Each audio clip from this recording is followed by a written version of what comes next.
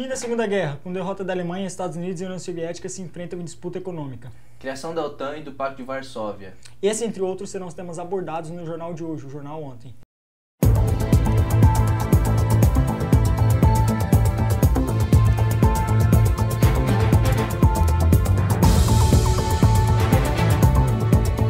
Bom dia, boa tarde, boa noite. Eu sou o João Paulo. E eu sou o Edward. Está começando agora o Jornal Ontem. Com o fim da Segunda Guerra Mundial, em setembro de 1945, os Estados Unidos apresentam o capitalismo e a União Soviética demonstra o socialismo.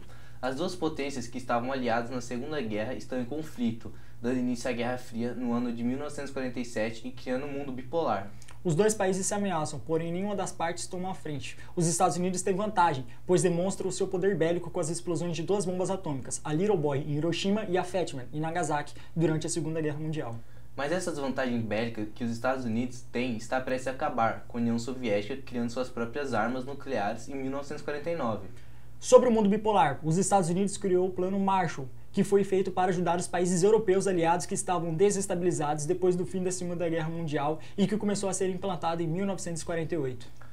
Como resposta ao Plano Marshall, a União Soviética criou o Conselho para Assistências Econômicas Mútua, o Comecon, que servia também como um amparo para reestruturar economicamente os países do leste europeu afetados, também pela Segunda Guerra Mundial. Em 4 de abril de 1949 é assinado a Organização do Tratado do Atlântico Norte, a OTAN, que é uma organização militar feita para defender os países capitalistas da expansão do comunismo e acabando com qualquer possível ataque da União Soviética contra seus países membros. Como reação, a União Soviética criou em maio de 1955 o Pacto de Varsóvia, que tinha o apoio de países socialistas e tinha o mesmo modus operandi de seu rival. É através de organizações como essa que é possível perceber a divisão do mundo bipolar, entre capitalismo e socialismo. Vamos agora com Adriel Borel para falar sobre a previsão do tempo. Ô meu guri, bota os casacos pra fora que vai fazer frio demais, meu.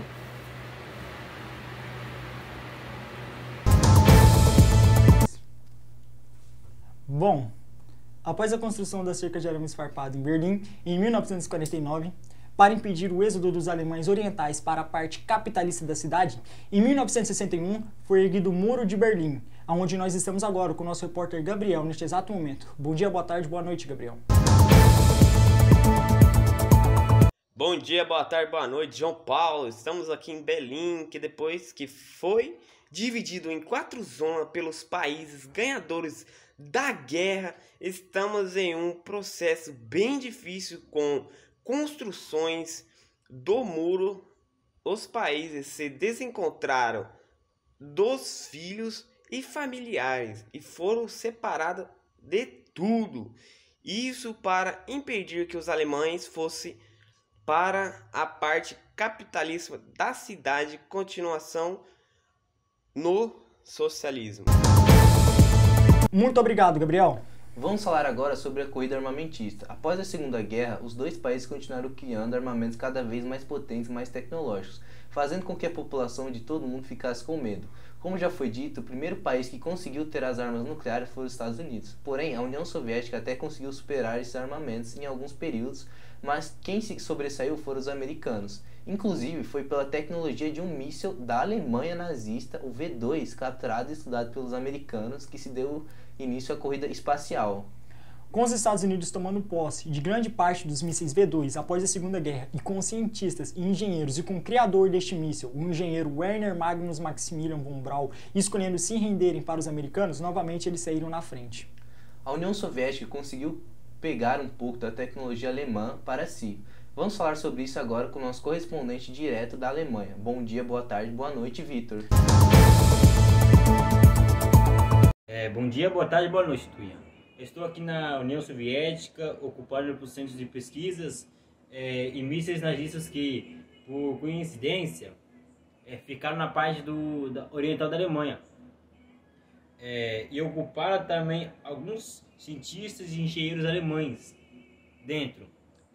Eles não ficaram muito atrás dos americanos, e exclusive por aqui os cientistas tem muita esperança de ultrapassar a Europa. Europa no sentido de foguetes.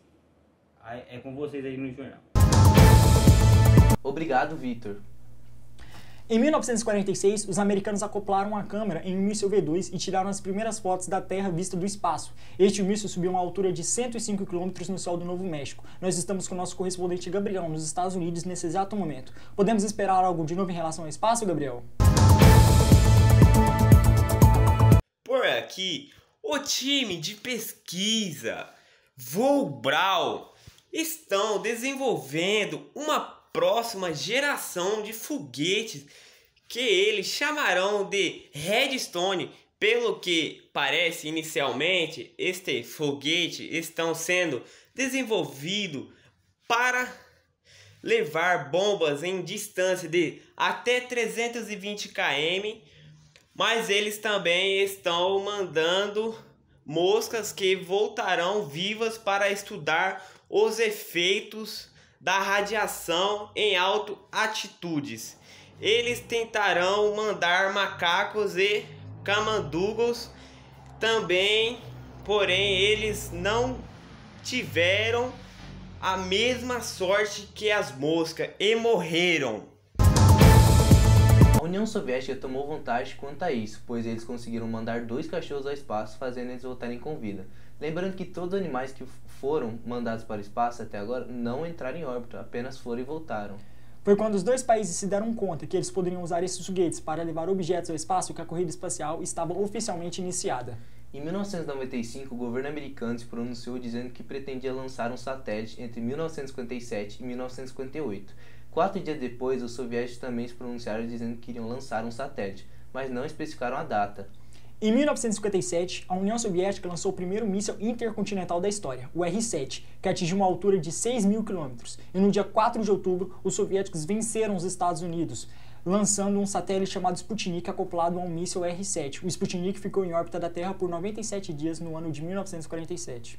Com o objetivo de superar os soviéticos, em 1958, o presidente americano Dwight Eisenhower assinou o projeto de lei para criar a NASA. Após os intervalos comerciais, iremos falar sobre o projeto que levou a primeira sonda para a Lua. O governo americano está investindo pesado nas suas forças armadas, melhorando e treinando os soldados para serem implacáveis.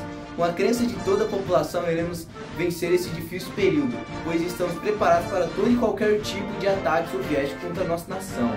O governo soviético também está investindo pesado em forças armadas, melhorando e treinando nossos soldados para serem implacáveis. Com a crença de toda a população, iremos vencer esse difícil período, pois estamos preparados para todo e qualquer tipo de ataque americano contra a nossa nação. Em setembro de 1959, os soviéticos lançaram o Luna 2, que é sucessor do projeto Luna, e conseguiram mandar a primeira sonda para a Lua. Menos de 2 meses depois, eles mandaram o Luna 3, que tirou fotos do lado de trás da Lua. Em 12 de abril de 1961, a União Soviética mandou o primeiro homem ao espaço, o astronauta soviético Yuri Gagarin, que completou o voo de menos de 2 horas e retornou em segurança. Os Estados Unidos também tentaram mandar sondas para a Lua com o projeto Ranger, mas todas as tentativas falharam, fazendo assim com que eles mudassem o foco para, ao invés de mandar sondas para a Lua, eles queriam também mandar um homem para o espaço, igual seu rival fez. Os americanos criaram então o programa Mercury, que mandou o primeiro astronauta americano, Alan Shepard, para o espaço. Esse voo foi bem inferior ao da União Soviética, porém para os Estados Unidos já estava de bom tamanho. A União Soviética está bem à frente dos americanos, mas é justamente nesse período que é eleito o presidente dos Estados Unidos, John Kennedy, que foi motivado pela chegada da União Soviética ao espaço e anunciou em maio de 1961 que até o final daquela década os Estados Unidos iriam mandar o homem para a Lua. Entre julho de 1961 e junho de 1963, os dois países mandaram um total de 10 missões tripuladas para o espaço, sendo a última dela a Vostok 6, da União Soviética, que mandou a primeira mulher para o espaço, a astronauta Valentina Tereskova. Em setembro de 1963, o presidente americano John Kennedy fez uma proposta na ONU que ninguém esperava. Ele sugeriu que os Estados Unidos e a União Soviética se unissem para chegar à Lua juntos, porém, com o assassinato de Kennedy, essa possibilidade foi extinta. E em 16 de julho de 1969, os Estados Unidos fazem o lançamento da missão Apollo 11 e em 20 de julho, os astronautas pousaram em segurança na Lua, vencendo a corrida espacial. Enquanto a corrida espacial estava acontecendo, em 1962 aconteceu a crise dos mísseis em Cuba, quando foi descoberto a construção de uma base de mísseis soviéticos em Cuba com a possível intenção de atacar os americanos. Este período de tensão diplomática entre os dois países durou 13 dias e ficou conhecido como os 13 dias que abalaram o mundo. Felizmente, nada aconteceu. Os dois países nunca se enfrentaram diretamente, porém sempre estavam presentes em conflitos. Eles se enfrentavam dentro de outras guerras. As guerras da Coreia e do Vietnã são exemplos desses conflitos. Na Guerra da Coreia, a União Soviética dominava a Coreia do Norte com o socialismo e quis expandir seus territórios até a Coreia do Sul, que era capitalista. Foi nesse momento que os americanos interferiram defendendo seu aliado. Esta guerra durou de 1950 até 1953, com o estabelecimento de uma fronteira entre as Coreias. Na Guerra do Vietnã, que durou de 1964 a 1973, o objetivo era reunificar o país, que estava dividido entre o Vietnã do Norte socialista e o Vietnã do Sul capitalista. Nessa guerra, a União Soviética saiu vitoriosa e o Vietnã foi reunificado sob o socialismo. Depois de tantos conflitos indiretos e de tantas corridas, a Guerra Fria chega ao seu fim simbólico em 1989, com a queda do Muro de Berlim, que foi derrubado por manifestações de populações insatisfeitas com aquela situação. Nós temos dois repórteres em diferentes pontos de Berlim para falar um pouco sobre como está a situação após a queda do muro. Vamos falar o primeiro com o Gabriel? Estou mais perto do muro. É a situação aqui, você percebe reencontros, choros, risos, são muitas emoções, Dunha. Vamos agora com o Vitor. Estou junto ao governo soviético e o clima aqui é desespero e falta de controle. Eles não têm ideia do que fazer para conter a situação e erguer a cortina de ferro. O que eu vejo daqui é um governo destruído politicamente e moralmente. Hoje, dia 26 de dezembro de 1991, é oficialmente o fim da Guerra Fria, com a desintegração da União Soviética, que sofre com crises econômicas e políticas sociais. Com os Estados Unidos saindo vitorioso, neste período se dá o início da nova ordem mundial. Esse foi o Jornal Ontem de hoje. Fiquem agora com o próximo Jornal do Dia. Obrigado.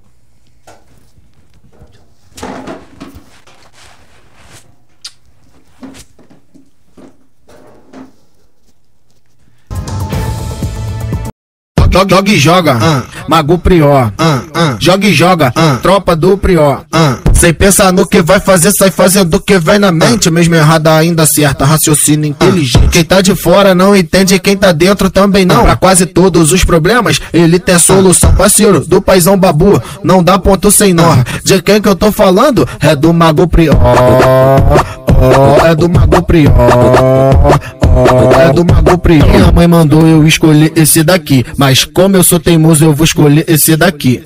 Minha mãe mandou eu escolher esse daqui.